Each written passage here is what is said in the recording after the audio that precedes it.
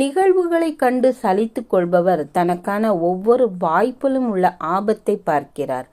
ஆனால் சாதிக்க துடிப்பவரோ ஒவ்வொரு ஆபத்திலும் உள்ள வாய்ப்பினை பார்க்கிறார். கடற்பயணத்தில் அலைகளால் சில தொல்லைகள் ஏற்படும் போது எதிர்வரும் அலைகளுக்கு ஏற்றால் போல் துடிப்பினை விவேகமாக செலுத்த வேண்டும். அப்போதே கடற்பயணம் மிகவும் சிறப்பானதாக இருக்கும். அதுபோல வாழ்க்கை பயணத்தில் கஷ்டம் வரும்போது அதை கண்டு கலங்க வேண்டாம். கஷ்டம் என்பது நாம் அணியும் பேண்ட் மாதிரி தான். வயிறு சுருங்கினால் பேண்ட் தானாக கீழே இறங்குவதை போல நம்முடைய மகிழ்ச்சி நிறைந்திருந்தால் கஷ்டம் தானாக போய்விடும். கடல் அலையில் எதிர்நீச்சல் போட்டு முன்னேறுவதைப் போல வாழ்க்கை எனும் ஓடத்தில் போராட்டம் இருந்தால்தான் கவலைகள் கூட கரை ஒதுங்கும்.